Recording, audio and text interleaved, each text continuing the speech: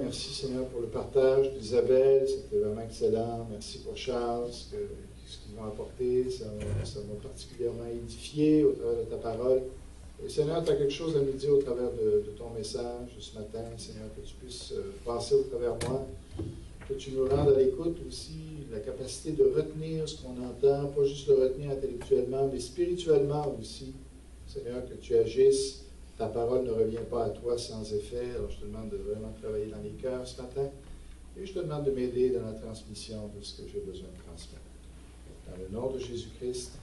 Amen. Alors, je veux saluer aussi ceux qui me voient sur caméra vidéo maintenant. Alors, que ce soit au Bergeron, on est content que vous soyez avec nous ce matin et puis vous allez apprécier ce qu'on fait, je pense, au travers de ça. Alors, l'environnement de Dieu. Alors, on va regarder cela ce matin. Vous savez, dans notre monde, de plus en plus, les gens cherchent à savoir ce qui se passe sur les autres planètes. Quand on regarde l'univers comme ça, les gens se disent, ça ne se peut pas que ça soit si immense que ça soit si beau que ça. Étant donné que le hasard a si bien fait les choses ici, alors pourquoi il ne l'aurait pas fait ailleurs comme ça? Alors, il regarde ça, puis il se dit, c'est sûr qu'il y a de la vie au travers. Au niveau des probabilités, c'est sûr qu'il y a de la vie ailleurs dans l'univers. Alors, il se pose des questions sur le ailleurs. Oui, ici, en tout cas, il y a différents témoignages que vous pouvez trouver sur Internet et tout ça, de soi-disant qu'ils auraient vu des êtres extraterrestres. Alors, vous en avez un ici qui est en train de dormir sur la planète Mars. Je ne sais pas exactement ce que c'est. Mais en tout cas, ça ressemble à une espèce de dinosaure, je ne sais pas. Alors, ou c'est un amas de pierre.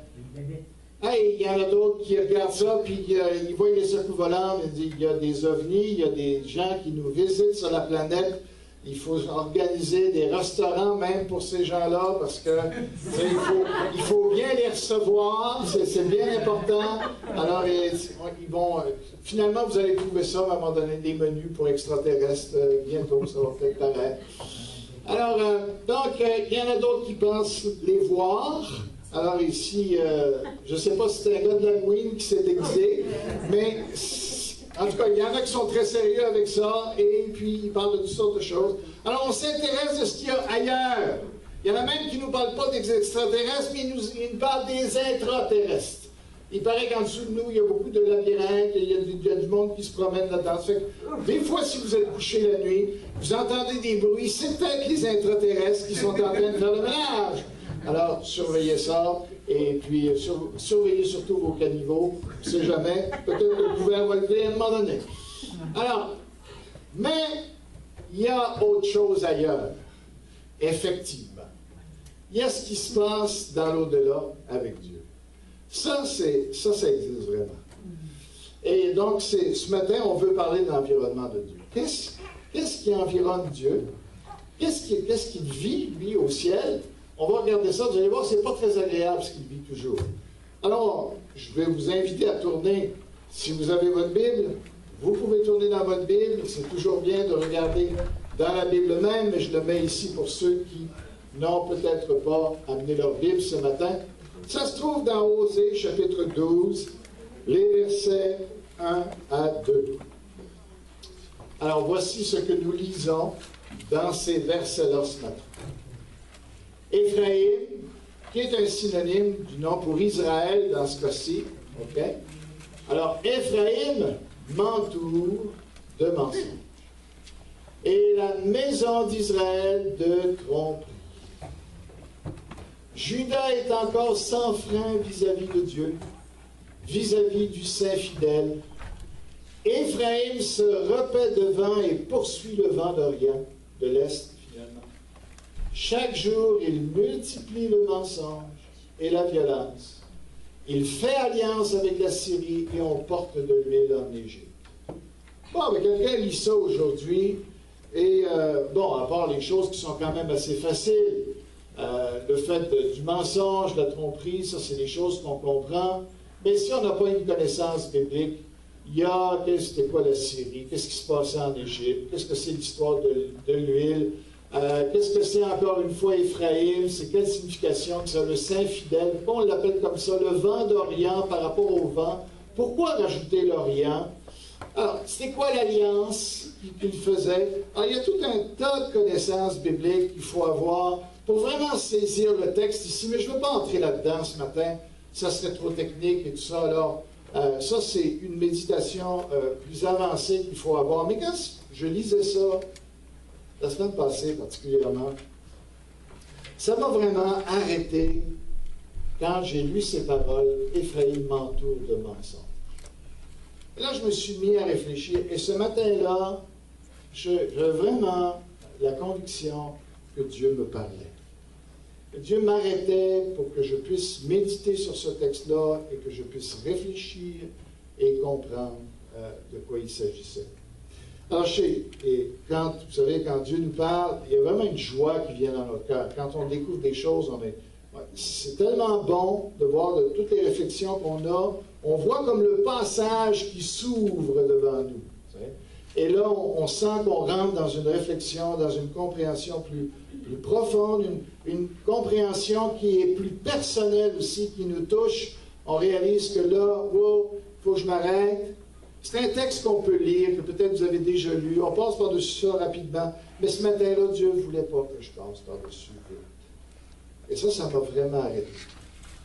Et j'ai réfléchi sur le fait que Éphraïm m'entoure de mensonges.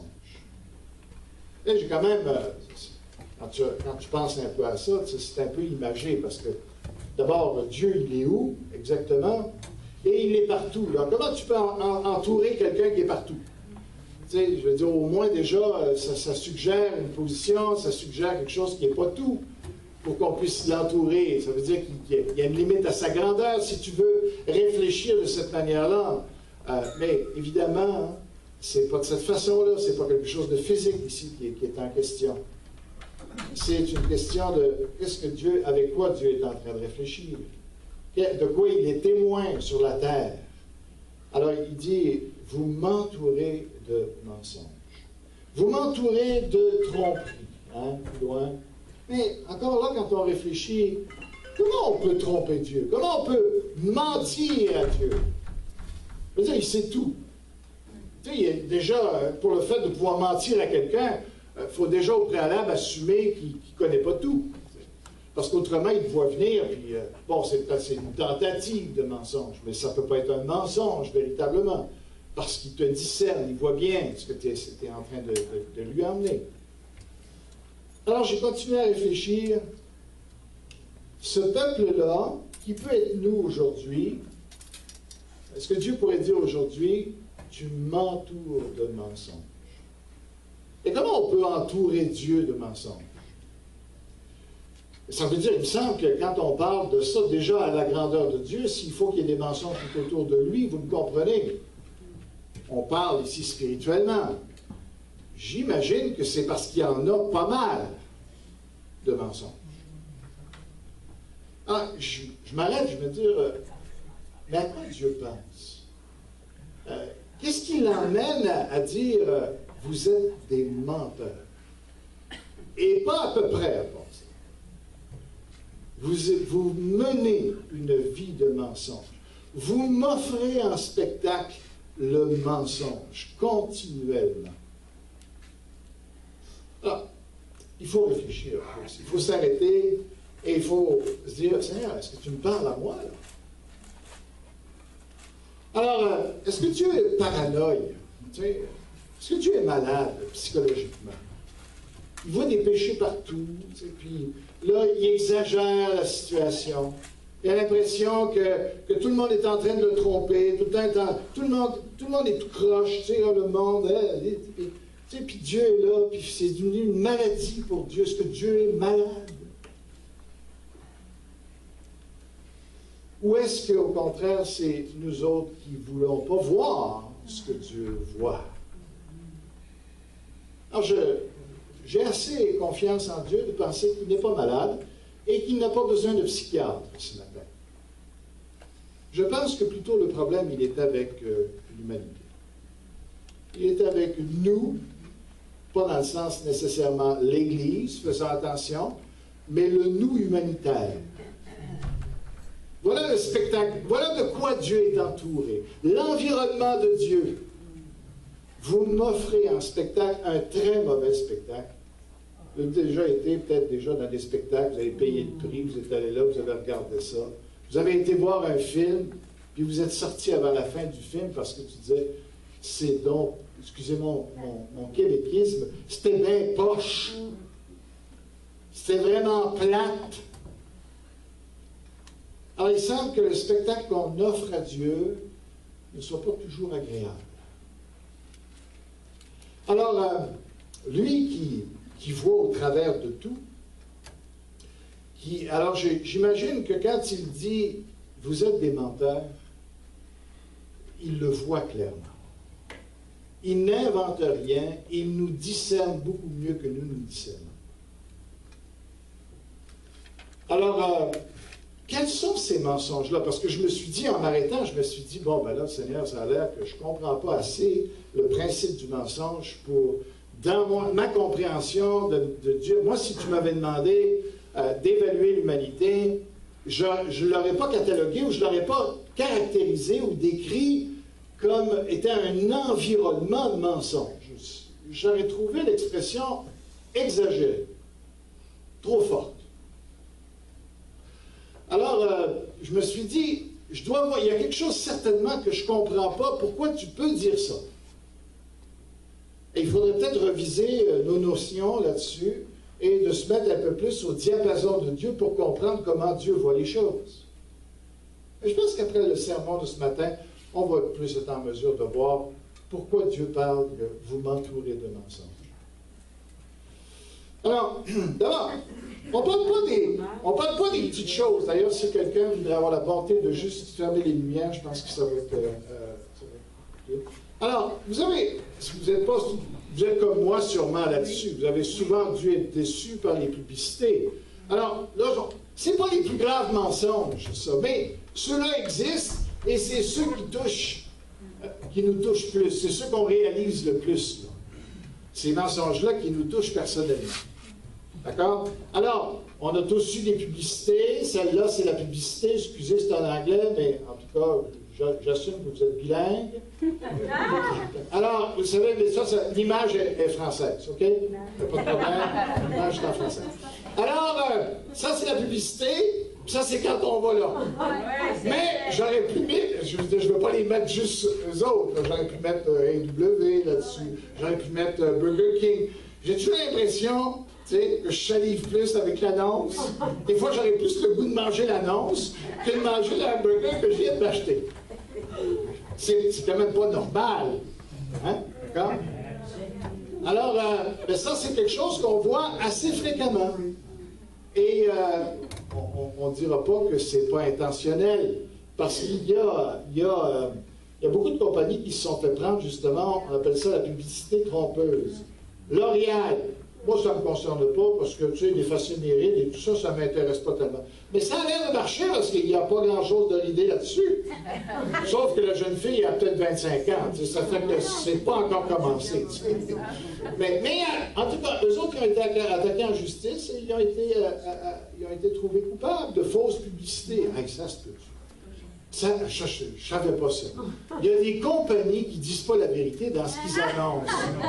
Vraiment, ça a été une révélation. J'ai tombé assis. Je me suis dit, hey, dans quel monde vivons-nous quand même?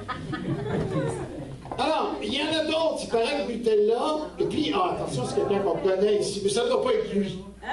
Ça ne doit pas être lui. Je ne savais pas que Ferrero était mêlé à Nutella. Alors, tu nous contes l'histoire.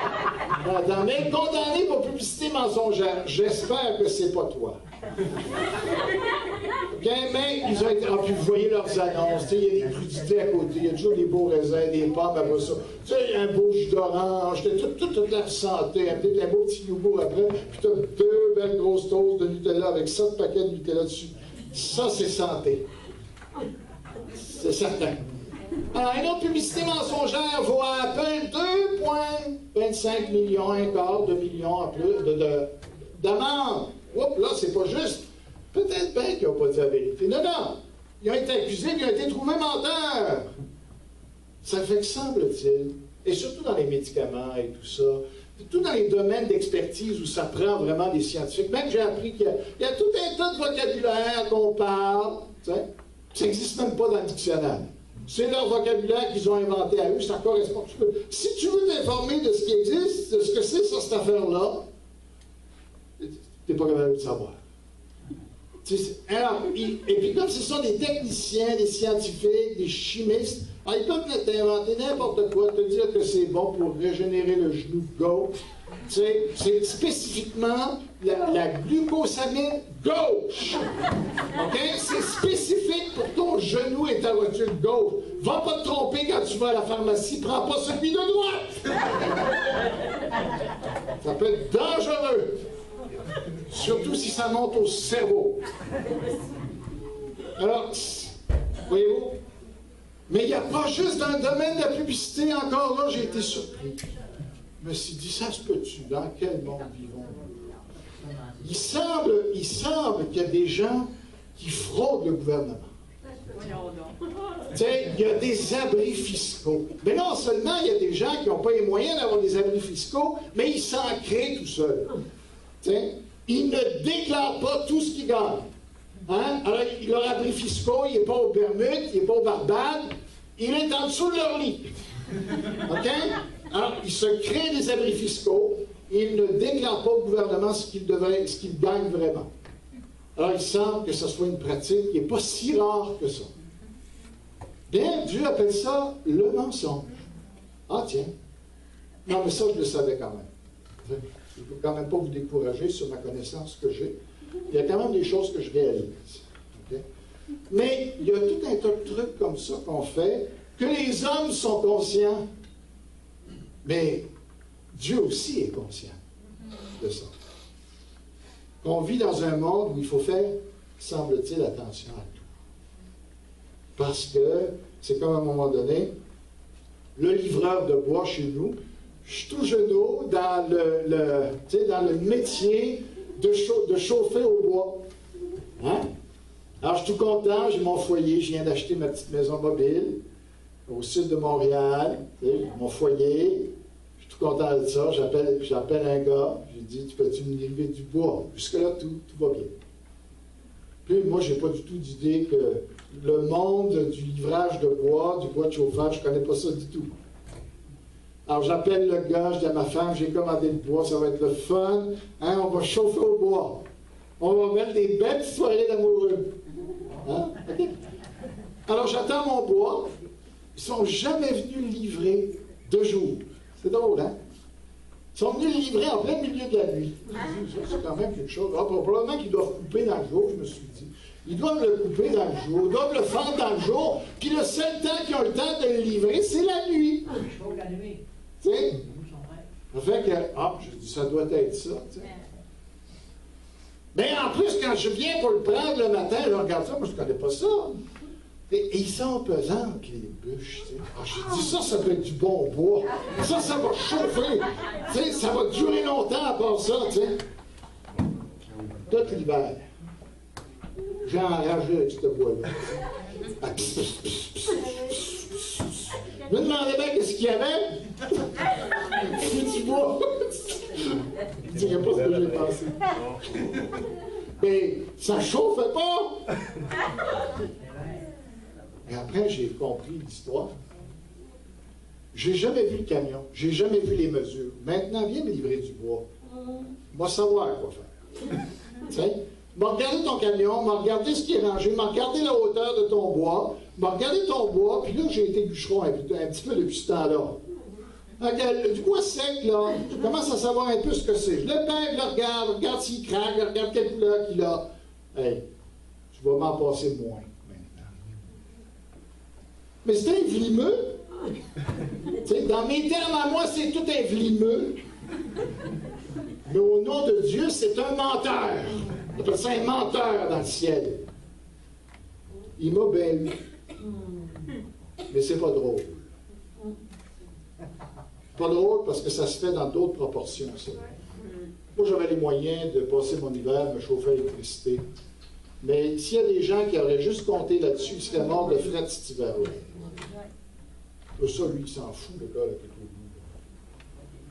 Lui, il a fait la pièce avec moi, puis il s'est trouvé bien, bien brillant. Bien intelligent. Les mensonges au nom de l'argent, mais pas juste ça, les mensonges. Ça a l'air qu'il y en a sur d'autres plans aussi. Les mensonges au nom de la science. On va regarder ça dans Romains 1,18, si vous voulez. Alors, ça, c'est vraiment le mensonge qui semble, qui choque le plus Dieu dans la parole. Intéressant de voir. Et ça, on comprend. Quand on le médite, on le comprend. Alors, Romains 1, 18, je vais juste lire les premiers versets. Je n'ai pas le temps de lire tous les versets. Je vais lire un ou deux. La colère de Dieu se révèle du ciel contre toute impiété et toute injustice des hommes qui, par leur injustice, tiennent la vérité prisonnière. Car ce qu'on peut connaître de Dieu est évident pour eux, puisque Dieu le leur a fait connaître. Comment? Par la création. Dieu est profondément outré, frustré, choqué, en colère. C'est ça que le texte dit. Parce que les hommes, quand ils regardent la création, ils disent n'importe quoi, ça ne vient pas de Dieu, c'est mère nature, c'est tout ce que tu voudras. Mais ça ne peut pas venir de Dieu. Toute une œuvre aussi considérable que celle que Dieu a faite. Et les hommes regardent ça, puis ils cherchent, ils essayent d'expliquer ça de toutes les manières possibles pour ne pas accepter que ça vient de Dieu, alors que c'est tellement évident. On va juste en regarder. Alors les gens nous disent, c'est le hasard, tu sais. Alors, moi, là, le matin, quand je me lève et que je vois ma femme, je lui dis, « Oh, chérie, comme j'aime le hasard, comment il t'a fait belle! » C'est extraordinaire, les probabilités, avec l'alignement de tes dents, si jolies. Quand je regarde tes formes et tes rondeurs, chérie, je suis émerveillé avec le Big Bang, de l'explosion du Big Bang, comment il a pu te former extraordinairement. C'est vraiment magnifique. Gloire! Gloire au Big Bang!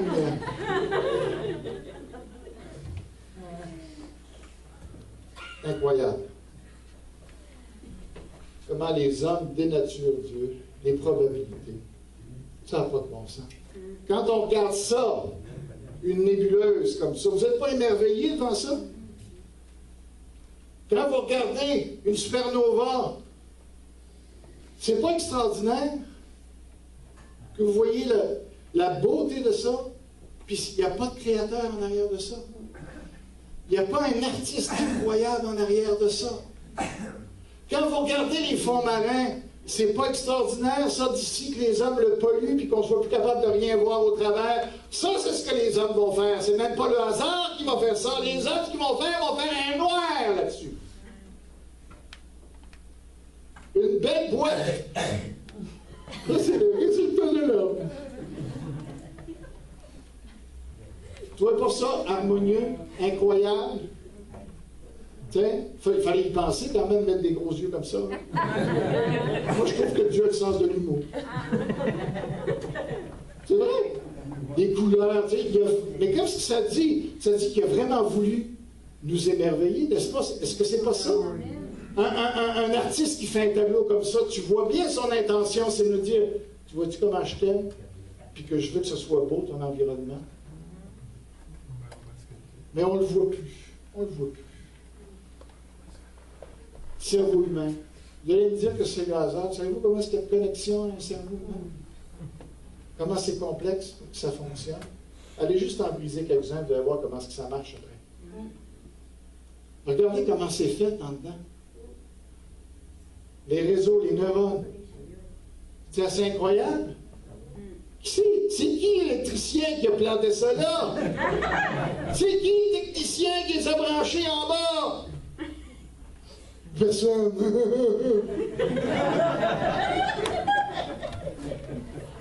Les yeux.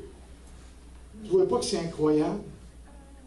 Combien ça prend de choses qui marchent en même temps pour qu'un œil fonctionne? Allez y mettre juste un petit bout de noir, là, hein? Un petit bout de métal ici, là. Eh ouais, tiens, il fait ça, regardez. C'est pas incroyable, ça? Ça, tu vois pas qu'il est équipé? Il n'y a pas de problème, mais je voudrais bien voir l'optométriste de ça. Parce que s'il faut qu'il mette des lunettes dans toute cette affaire-là, il va y avoir un problème. Non, mais je ne veux rien enlever à cause de Claude Bonneau, moi. Il est bon, hein? C'est vrai? Mais es-tu bon, lui? Lequel qui est meilleur, hein? Lequel qui est meilleur? Claude Bonneau? Dieu. Allez dire à Claude Bonneau, vous rentrez dans sa shop, là, dans son atelier. Hey, c'est extraordinaire comment quand échappes tes pinceaux, toi, comment ça fait des beaux résultats. Quand tu t'enfermes dans tes pots de pinceau, quand tu t'impenches tes peintures à terre, c'est incroyable. Je ne suis pas sûr que vous allez rester longtemps dans la shop, dans l'atelier. Il va peut-être vous inviter à sortir. Il va voir, en tout cas, que vous n'êtes pas tout à fait un expert en peinture. Ça, c'est merveilleux. Je ne veux rien enlever à M. Bonneau, qui est très talentueux. Mais il y a tout le monde sait que c'est un artiste. Mais celui qui a fait ça, il y a beaucoup de monde, malgré qu'on est une minorité, parce qu'on se prend pour d'autres en Occident, là, mais dans la majorité du monde, on est en minorité. Ceux qui ne croient pas en Dieu sont en minorité sur la terre, et de loin. Mais nous autres, on est juste dans notre petite sphère. Là. On pense qu'on monopolise la terre. Et l'histoire. Ben, moi, quand j'ai vu ça, je me suis dit, ah. Puis là, on ne le voit pas bien, là. Parce qu'ici, là, c'est orange vif et tout ça, là. Incroyable. On a, regarde ça, la déformation professionnelle. On ne peut pas s'empêcher de penser à autre chose que les trucs. Mensonge au nom de la science. Parce ils essayent tout pour nous dire que ça vient du hasard. Le mensonge au nom de Dieu. Ça, c'en est un menteur. OK? Parce que la Bible n'a jamais parlé d'un homme qui est au-dessus de l'Église. OK? Mais il y en a toutes les sortes qui prennent une place qu'ils ne devraient pas avoir, que seul Jésus-Christ. Savez-vous que la Bible dit que vous appeliez personne sur la terre votre Père? Lui, il s'est appelé le Saint-Père. Le Père, c'est pas assez, ça prend un Saint. Un autre, il se prend pour un autre. Raël. D'autres, celui-là, vous ne le connaissez pas, mais il a l'air assez impressionnant. C'est le pasteur Moon, le seul qui marie tout le monde dans son église. J'avais un colloque qui se disait chrétien, qui a fini avec Moon. J'étais tellement étonné que je me suis dit, qu'est-ce qu'il peut trouver là? Il y en a d'autres, en tout cas, ils aiment les fleurs ou bien, je sais pas. Mais, alors, il y en a toutes sortes de celui-là. Moi, je lui ferai confiance. Parce que je trouve qu'il a beaucoup d'aura. Tu sais, c'est pas des leaders que j'ai inventés, là. C'est des vrais leaders, ça, dans le monde, là. Des chefs spirituels qui ont des millions d'adeptes.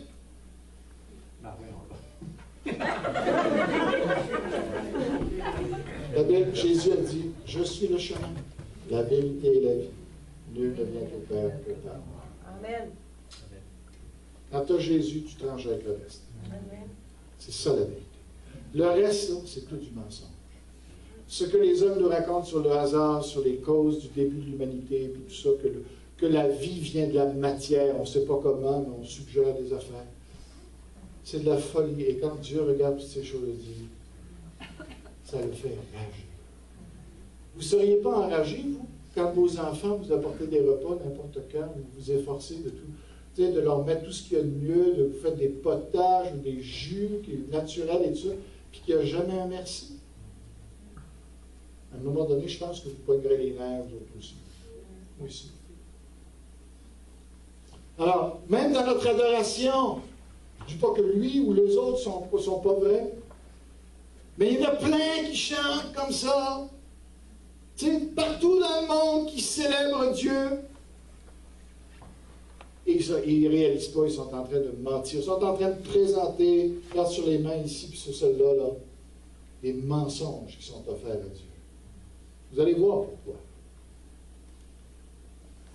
Et le moment vient où il est même déjà là, où les vrais adorateurs adoreront le Père en étant guidés par son esprit et selon sa vérité.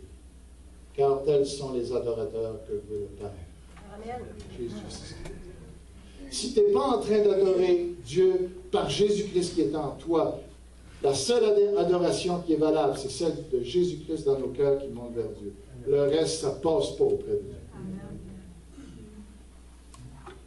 Le mensonge au nom du bonheur. Ah, vous pouvez vous payer les plus beaux voyages du monde dans les coins les plus exotiques qui soient, si vous pensez que c'est là que se trouve le bonheur. Ou d'autres peuvent se payer les plus beaux et les plus grands restaurants du monde. Il est assez spécial, celui-là. Ça, c'est celui de Marc-André. Ça, c'est le prochain qui va aller. Avec sa canne à pêche. T'étais là, toi? C'est vrai? Va pas me dire que t'as mis les trucs là, toi, là. Ah, mangez là. Voyez-vous? Je suis pas menteur. Ça veut dire que c'est pas du trucage, j'ai des vraies photos.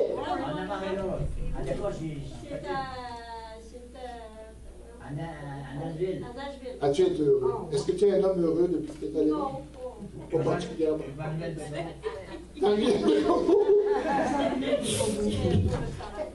Alors, si vous voulez magasiner, arrêtez de magasiner ici ou ailleurs, s'il vous plaît. Allez dans des vrais magasins. Ça, c'est des magasins. Ça, c'est un centre d'achat qui a de l'allure. Vous ne trouvez pas? Alors, mais dis pas avec combien d'argent tu ressors de ce magasin-là. Mais, ça, il y a des gens qui nous disent, ça, tu vas là, tu es vraiment le bonheur t'attend. Bonheur t'attend. Est-ce que c'est vrai? Non, c'est pas vrai. Éphraïm se repait de vent et poursuit le vent d'Orient. Il doit aller encore plus vite, le vent d'Orient. Parce que les gens cherchent le bonheur où ils ne se trouvent pas. Le seul qui a l'autorité sur le bonheur, c'est Dieu. Si tu ne le cherches pas en Dieu, tu ne peux pas être heureux. C'est une prérogative que Dieu se garde. Si tu veux être heureux, il faut qu'il soit dans ton cœur, il faut que tu marches avec lui. Le bonheur ne se trouve pas ailleurs. Les illusions de bonheur se trouvent ailleurs. Voyons. Ça, c'est Dieu qui l'a dit. Mais le bonheur se trouve où? Dieu nous le dit dans sa parole. Ne vous conformez pas au siècle présent, mais soyez transformés par le renouvellement de l'intelligence afin que vous discerniez quelle est la volonté de Dieu. Ce qui est bon, le bonheur, agréable et parfait. Vous pouvez faire les plus beaux voyages du monde, vous pouvez dépenser tout ce que vous avez. Mais si ce n'est pas fait en Dieu, vous ne l'apprécierez même pas.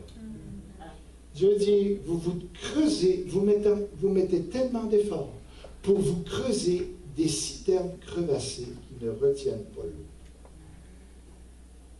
Ce matin, un frère m'a édifié énormément en disant, pour son travail, il m'a dit, on a mis ça devant Dieu. Seigneur, ouvre la porte, ferme la porte. Quelle belle attitude. Non, Dieu, vous savez, Dieu va peut-être vous emmener là, magasiner un jour. Il n'est pas contre ça. Il n'est pas contre les grands restaurants.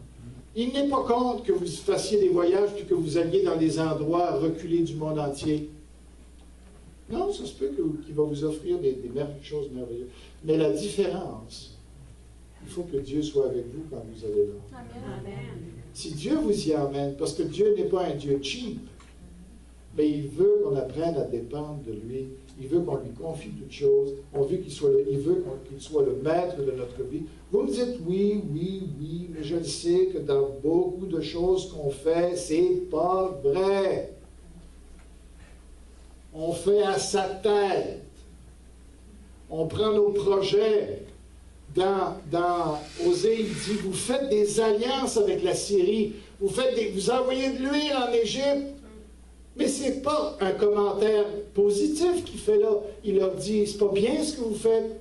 Vous faites des alliances sans moi, vous prenez des décisions sans moi, vous faites toutes vos choses sans me consulter, sans que je sois avec vous là-dedans, et vous pensez trouver le bonheur en dehors de moi. Je ne l'autoriserai jamais. Jamais. Tu cours après du vent. Et moi aussi. Il faut dépendre du Seigneur. Confier nos choses. Prier avant chaque chose. Et lorsque Dieu dit, oui, je te le donne, là, vous allez l'apprécier. Et vous allez en jouir toute votre vie et vous allez vous-même pouvoir vous rappeler. Dieu déteste tellement ce que les hommes font avec leurs plages, avec leurs poissons, avec leurs animaux, avec leurs fleurs, qu'il est en train de les enlever. Et les gens disent, ah, c'est l'effet de serre, c'est sûr.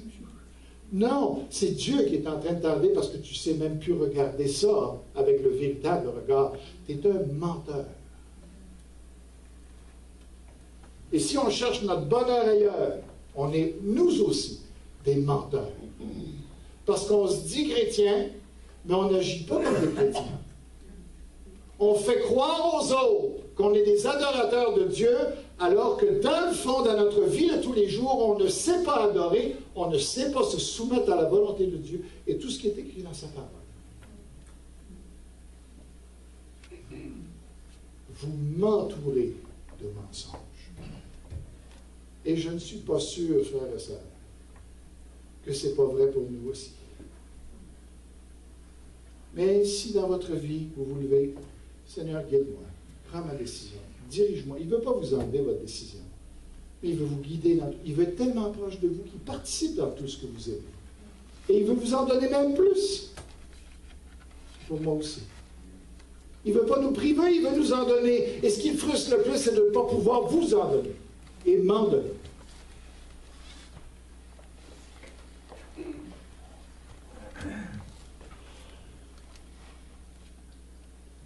Stop le mensonge. Stop. Arrêtons de vivre dans le mensonge. Sachant que Dieu est là, que Dieu regarde, que Dieu entend tout. Et vous ne lui cacherez rien, moi non plus. Et c'est assez. Si on s'est converti un jour, si on a dit à Jésus-Christ un jour, je te donne ma vie, eh bien, ce matin, ça veut dire stop. Marche maintenant dans la vérité. Il ne faut pas juste dire que tu es un chrétien, mais vis comme un chrétien. Prions. Seigneur, que tu puisses bénir ta parole, que tu utilises ce message-là vraiment, Seigneur, pour nous aider à marcher dans la vérité.